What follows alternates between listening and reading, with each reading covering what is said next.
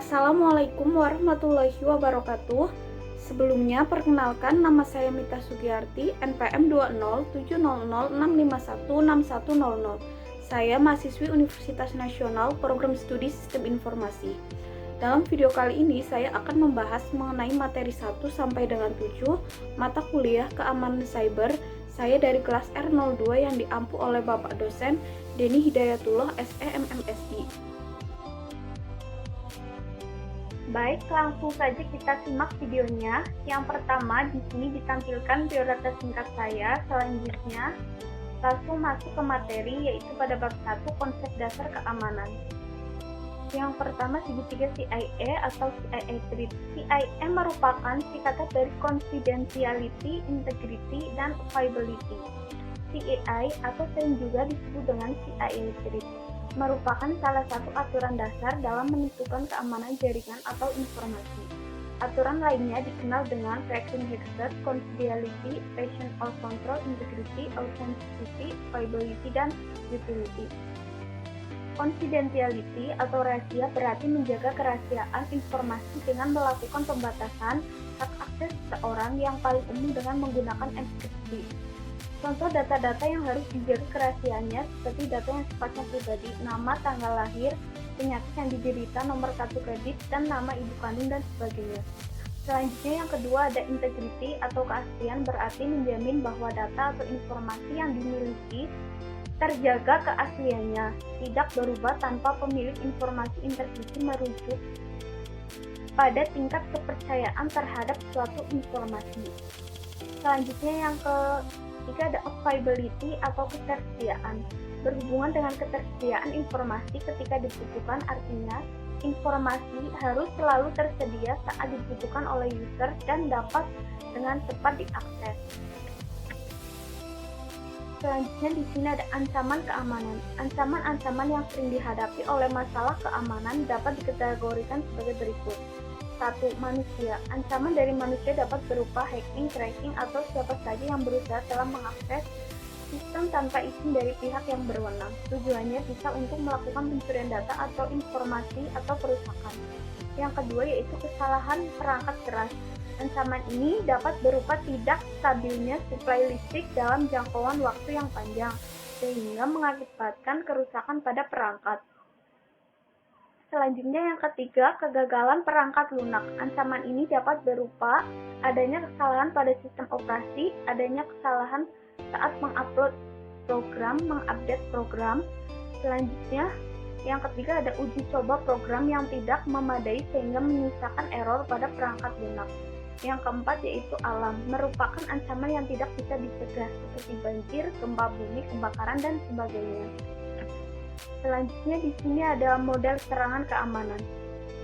Beberapa model serangan terhadap keamanan menurut Stelling 1995 yaitu yang pertama ada interruption. Serangan ini ditunjukkan untuk aspek ketersediaan availability yang menjadikan sistem ini tidak tersedia atau rusak. Contoh serangan denial of service attack. Yang kedua ada interception. Serangan ini berupa pihak yang tidak memiliki wewenang berhasil mengakses data atau informasi, misalnya dengan melakukan penyadapan wiretapping. Yang ketiga ada modification. Serangan ini berupa pihak yang tidak memiliki wewenang berhasil memodifikasi aset atau data informasi yang dimiliki oleh organisasi atau perusahaan. Yang keempat ada fabrication. Serangan ini berupa pihak yang tidak berwenang menjadi seolah-olah pengguna sah dan mengirimkan pesan palsu ke dalam sistem. Menyerang aspek autentisasi, contoh dengan memasukkan pesan-pesan palsu seperti email palsu ke jaringan komputer. Selanjutnya mengenal rekayasa sosial. Berikut 6 tipe dari serangan rekayasa sosial. Satu adalah baiting. Jenis rekayasa sosial ini bergantung pada korban untuk mengambil umpan atau tidak sehingga melakukan tindakan tertentu. Yang kedua ada phishing. Phishing adalah cara terkenal untuk mengambil informasi dari korban. Yang ketiga adalah email hacking dan kontak spamming. Beberapa pelaku mengambil keuntungan dengan mencoba memerintahkan akun email dan daftar kontak akun spam. Yang keempat ada pretexting. Pelaku menggunakan dalih yang menarik Untuk menipu korban, katakanlah Anda menerima email menyebut Anda sebagai penerima wasiat. Yang kelima ada quid pro quo. Penipu jenis ini melibatkan pertukaran tertentu. Pelaku mencoba membuat korban percaya bahwa pertukaran itu adil. Yang keenam ada phishing. Phishing adalah versi suara phishing. P adalah singkatan dari voice, tetapi sebaliknya upaya penipuannya sama. Selanjutnya adalah prinsip-prinsip keamanan. 7 prinsip dasar keamanan sistem Thornburner DKK 2004 adalah sebagai berikut. Prinsip yang pertama yaitu menetapkan kebijakan polisi keamanan yang baik sebagai dasar untuk desain sistem. Yang kedua, perlakuan keamanan sebagai bagian integral dari seluruh sistem. Yang ketiga, perjelas batas keamanan fisik dan logis yang diatur oleh dokumen kebijakan keamanan. Yang keempat, pastikan pengembangan dilatih dengan cara mengembangkan keamanan perangkat lunak. Yang kelima, kurangi resiko ke tingkat yang dapat diterima. Yang keenam, asumsikan bahwa sistem eksternal tidak aman. Yang ketujuh, identifikasi potensi pertukaran antara penguraian resiko dengan peningkatan atau penurunan biaya dalam aspek lain efektivitas operasional. Selanjutnya masuk ke bab 2 yaitu keamanan jaringan 1. Konsep dasar keamanan jaringan komputer. Jaringan komputer adalah sistem yang terdiri dari 2 atau lebih komputer serta perangkat lainnya yang saling berhubungan. Media penghubung tersebut dapat berupa kabel atau nirkabel sehingga memungkinkan para pengguna jaringan komputer melakukan pertukaran informasi seperti berbagai file, dokumen, data, serta menggunakan perangkat keras atau perangkat lunak yang terhubung ke jaringan. Selanjutnya di sini ada jenis-jenis jaringan komputer. Yang pertama yaitu ada personal area network atau juga disebut PAN, yaitu Anda menghubungkan komputer atau perangkat lain seperti handphone, personal digital, asisten, keyboard, mouse, dan hardware, kamera, peralatan lain jaraknya cukup dekat sekitar 4,6 meter. Maka Anda telah membentuk suatu sistem jaringan pribadi atau PAN. Selanjutnya yang kedua ada local area network atau juga disebut LAN adalah jaringan yang dibatasi oleh area yang relatif kecil. Jaringan jenis ini biasanya menghubungkan antara komputer satu dengan komputer lainnya atau bisa juga node satu dengan node lainnya. Selanjutnya yang ketiga yaitu Metropolitan Area Network atau MAN adalah jaringan komputer yang memiliki area yang lebih besar dari Local Area Network LAN, biasanya antar wilayah dalam satu provinsi. Jaringan Metropolitan Area Network MAN menghubungkan beberapa buah jaringan kecil ke dalam lingkungan area yang lebih besar. Selanjutnya yang keempat ada Wide Area Network atau WAN merupakan gabungan dari Local Area Network LAN dan Metropolitan Area Network MAN yang telah mengalami perkembangan infrastruktur jaringan sehingga jarak cakupannya semakin jauh, yaitu dunia. Sebuah WAN memiliki ruang lingkup yang sangat besar dan sudah menggunakan sarana satelit, wireless, ataupun kabel fiber optik. Selanjutnya yang kelima jaringan kabel. Jaringan tanpa kabel atau wireless atau jaringan nirkabel merupakan suatu jalan keluar terhadap komunikasi yang tidak bisa dilakukan dengan jaringan yang menggunakan kabel. Selanjutnya bab 3 keamanan jaringan 2. Konsep trusted groups dan gateway dan firewall. Trusted groups adalah tipe khusus firewall yang dibangun pada trusted system. Bahkan setiap elemen itu harus memenuhi persyaratan tersebut juga berbeda dari firewall normal, bahwa mereka dirancang untuk memenuhi mandatory access control marks pada lalu lintas jaringan, data file, dan objek lain. Yang kedua ada gateway. Gateway adalah sebuah perangkat yang digunakan untuk menghubungkan satu jaringan komputer dengan satu atau lebih jaringan komputer yang menggunakan protokol komunikasi yang berbeda sehingga informasi dari jaringan komputer dapat diberikan kepada jaringan komputer lain yang protokolnya berbeda. Yang ketiga ada firewall. Firewall merupakan suatu cara atau sistem mekanisme yang diterapkan baik terhadap hardware, software, maupun sistem itu sendiri dengan tujuan untuk melindungi, baik dengan menyaring, membatasi, bahkan menolak semua hubungan, kegiatan, suatu segmen pada jaringan pribadi dengan jaringan luar yang bukan merupakan ruang lingkupnya. Segmen tersebut dapat merupakan sebuah workstation, server, router, atau local area network LAN. Selanjutnya di sini ada keamanan jaringan internet dan firewall. Menurut David Ickoff, dilihat dari lubang keamanan, Ada suatu sistem keamanan dapat diklasifikasikan menjadi 4 macam. Yang pertama ada keamanan fisik physical security, yaitu suatu keamanan yang meliputi seluruh sistem beserta peralatan, peripheral, dan media yang digunakan. Biasanya seorang menyerang akan melakukan red teaming, proses pengawasan dan penyadapan untuk mendapatkan password agar bisa memiliki hak akses. Yang kedua ada keamanan data dan media. Pada keamanan ini, menyerang akan memanfaatkan kelemahan yang ada pada software yang digunakan untuk mengolah data. Biasanya menyerang akan menyisipkan virus pada komputer target melalui attachment pada email.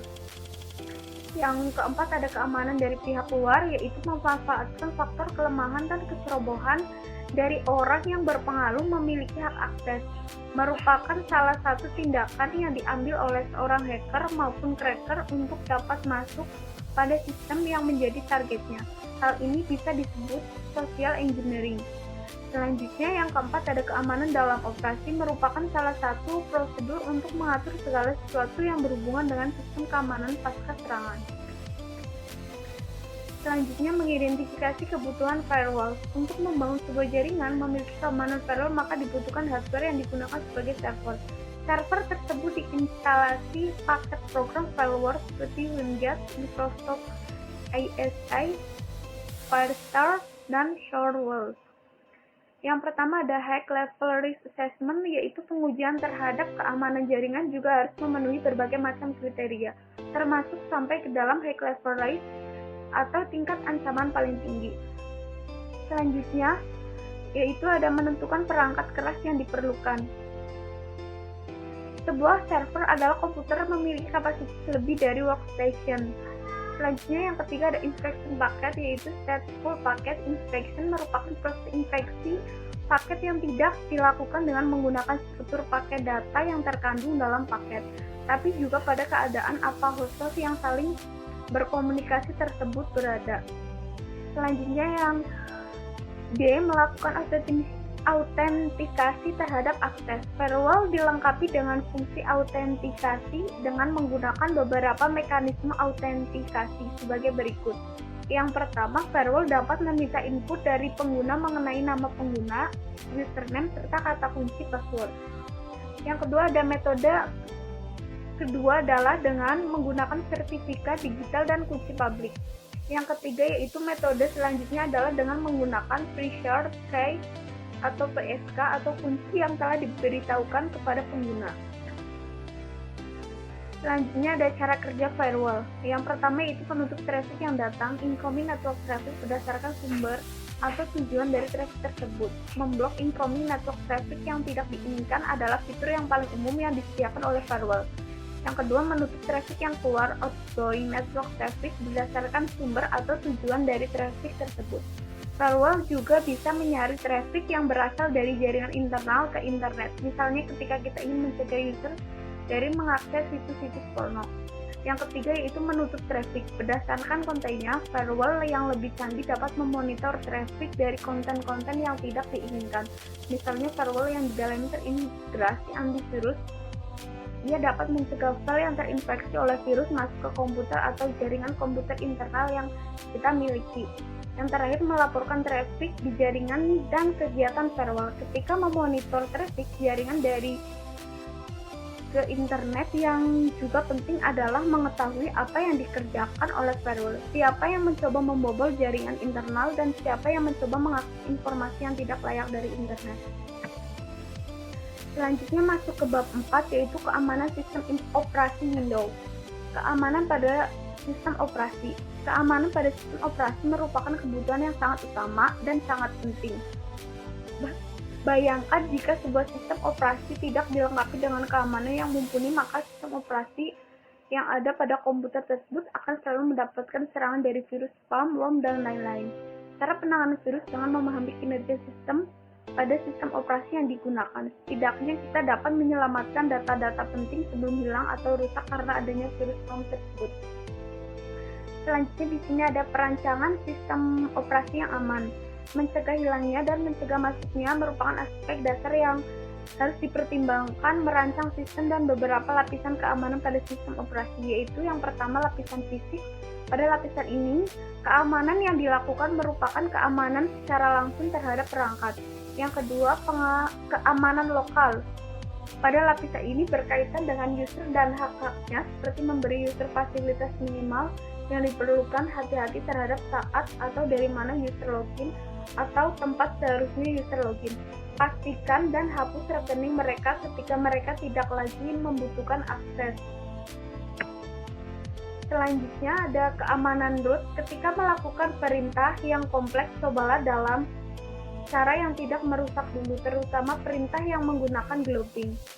Selanjutnya ada keamanan file dan sistem file. Beberapa cara yang dapat dilakukan untuk pengamanan pada lapisan ini seperti directory home user tidak boleh mengakses perintah, mengubah sistem seperti partisi, perubahan device, dan lain-lain.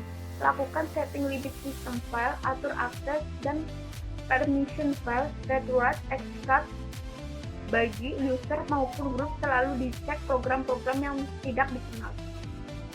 Selanjutnya ada keamanan password dan enkripsi. Pada keamanan password dan kernel merupakan keamanan mendasar yang sebaiknya diimplementasikan sebuah pengguna. Selanjutnya ada keamanan kernel. Kernel harus selalu update dan mengikuti review terhadap bugs atau kekurangan pada sistem operasi. Selanjutnya ada keamanan jaringan. Keamanan ini secara umum dapat dilakukan dengan mewaspadai pakai sniffer yang sering menyadap effort AppNet, melakukan prosedur untuk mengecek integritas data, memverifikasi informasi, DNS, melindungi network file system, gunakan firewall untuk barir antara jaringan privat dengan jaringan eksternal. Selanjutnya, tinjauan sistem operasi yang aman Windows. Yang pertama ada file permission. Semua versi Windows dari Windows NT salah 3 berdasarkan sistem izin file system disebut sebagai AGLP, Account Global Lokasi Izin. AGDLP yang pada intinya mana file person diterapkan untuk file atau folder dalam bentuk lokal kelompok yang kemudian memiliki kelompok-kelompok global lainnya sebagai anggota. Selanjutnya yang kedua, Windows Firewall. Pada tahun 2001, Windows Firewall pertama kali diperkenalkan ke OS Windows XP dan sejak saat itu Windows Firewall terus mengalami peningkatan baik dari segi fitur maupun keamanan. Windows Firewall merupakan salah satu elemen terpenting dari OS Windows. Selanjutnya ada Windows Update. Windows Update memeriksa update yang diberikan oleh Microsoft untuk memberi patch atau menambah celah pada Windows 7. Update Windows biasanya dilakukan secara bertahap. Selanjutnya ada Windows Defender. Windows Defender adalah software antivirus internal yang sudah disediakan Windows secara gratis. Antivirus ini juga tidak kalah dengan antivirus hebatnya lainnya seperti Avast, Avira, ASG ataupun antivirus yang terkenal dan biayanya berbayar. Windows Hello. Windows Hello adalah fitur yang memungkinkan pengguna untuk login ke dalam Windows dengan menggunakan deteksi wajah, iris, dan sidik jari untuk membuka device.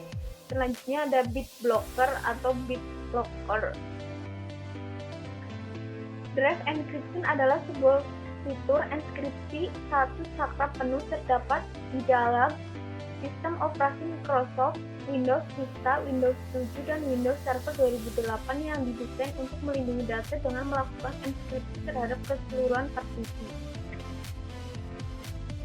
Selanjutnya masuk ke bab 5 yaitu keamanan sistem operasi Linux. 10 fitur teratas yang membuat Linux sangat aman. Berikut merupakan 10 fitur teratas yang membuat Linux sangat aman, yaitu ada sistem multi pengguna. Tingkat lanjut, sejak awal Linux dirancang sebagai sistem multi pengguna. Yang kedua ada pengaturan default terbaik untuk bagiannya. Pengaturan default pada semua distro Linux jauh lebih aman daripada pengaturan default untuk Windows. Selanjutnya ada Linux jauh lebih tidak dapat diasuransikan. Dalam pengertian ini, Linux tidak hanya dikenal karena fleksibilitas yang luar biasa, tetapi juga karena memungkinkan pengaturan keamanan yang tidak mungkin dicapai di Windows. Tidak ada file registrasi yang dapat dieksekusi. Pada kenyataannya, kemampuan eksekusi adalah properti dari file apapun terlepas dari eksistensinya, yang dapat diberikan oleh administrator atau pengguna yang membuatnya. Selanjutnya, alat yang lebih baik untuk memerangi seorang steroid dan serangan steroid, serangan yang mengeksploitasi kerentanan yang masih belum disadari pengembang perangkat lunak itu sendiri. Perlindungan yang diberikan oleh AP Armor dan SE Linux jauh lebih unggul, memberikan perlindungan yang sangat baik terhadap semua jenis upaya eksekusi kode jarak jauh. Selanjutnya ada Linux adalah sistem modular. Desain modular Linux memungkinkan untuk menghapus komponen apapun dari sistem Anda jika perlu. Di Linux bisa dibilang semuanya adalah program.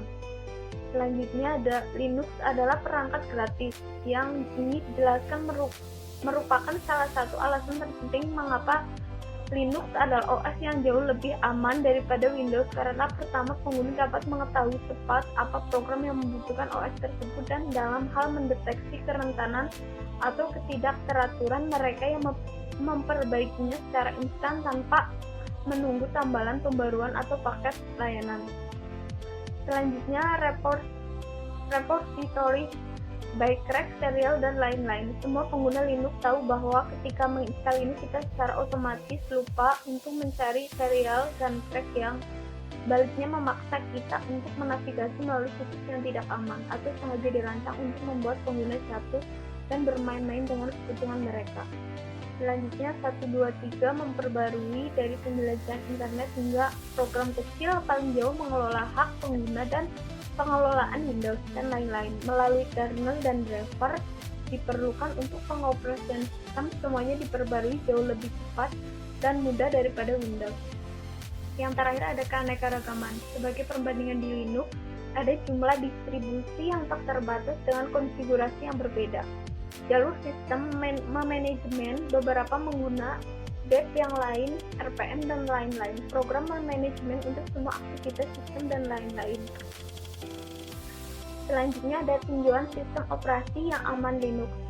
Meski sebuah sistem informasi sudah dirancang memiliki beberapa perangkat pengaman, dalam operasi masalah keamanan harus selalu dimonitor. Hal ini disebabkan oleh beberapa hal, antara lain: yang pertama, ditemukannya lubang keamanan security hole yang baru. Yang kedua, kesalahan konfigurasi, kadang-kadang karena lalai atau alpha konfigurasi sebuah sistem kurang benar sehingga menimbulkan lubang keamanan.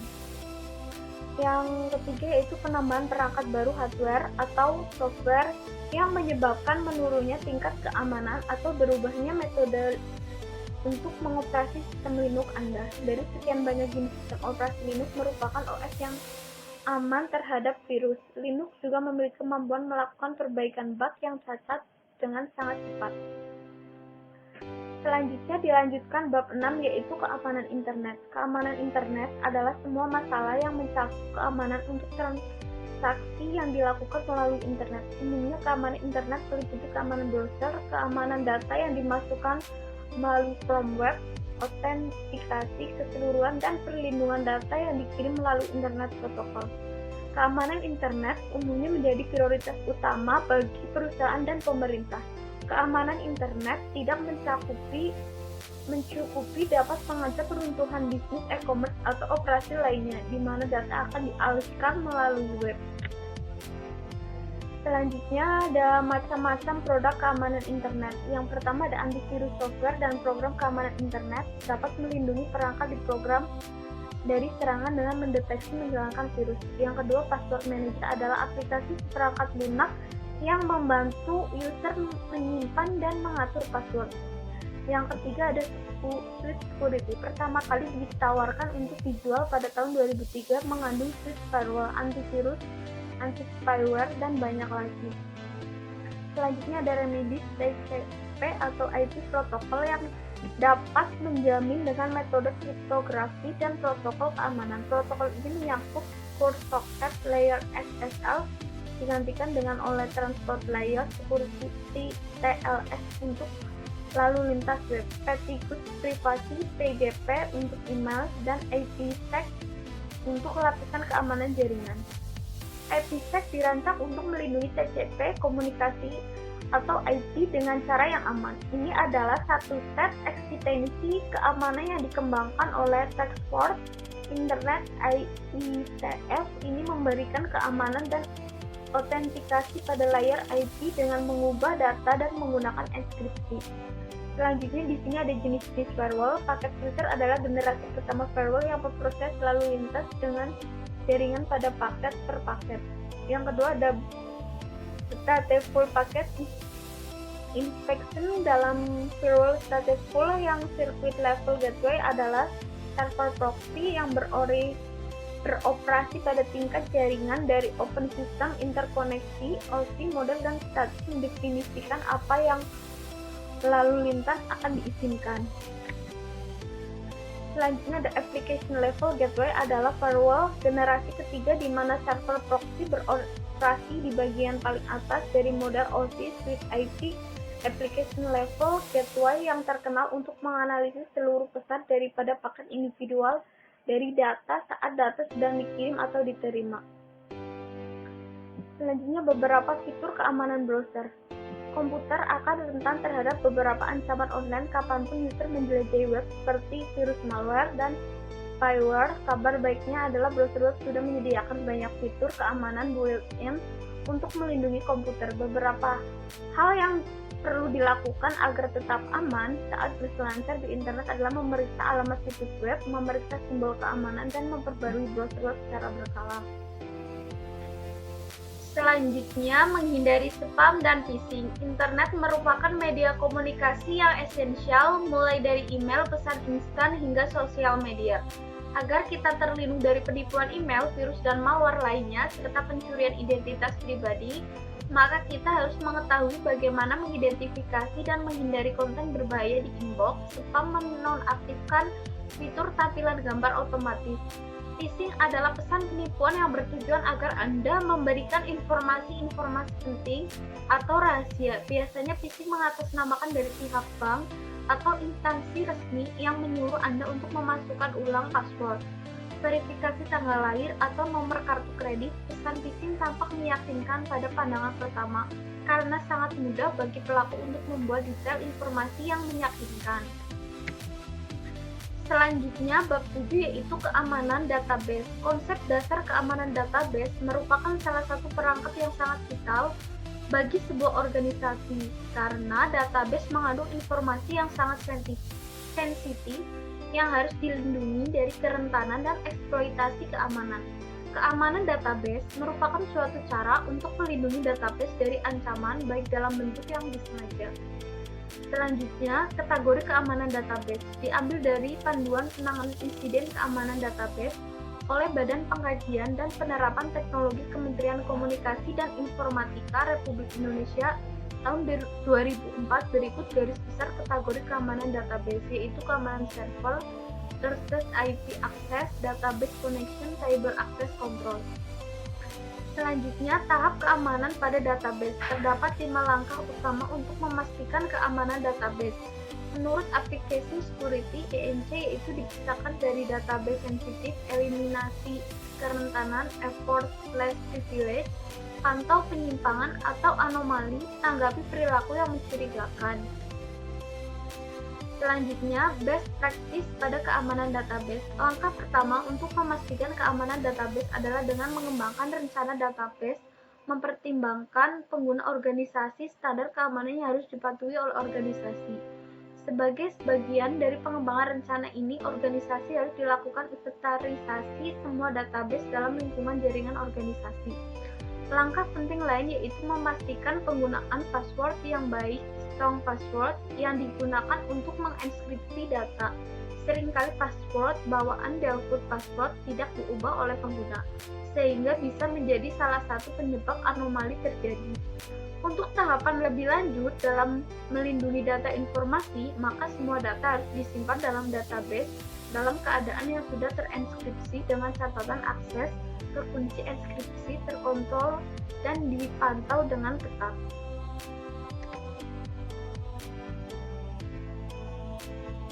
Sekian video pembelajaran dari saya, semoga bermanfaat. Terima kasih. Wassalamualaikum warahmatullahi wabarakatuh.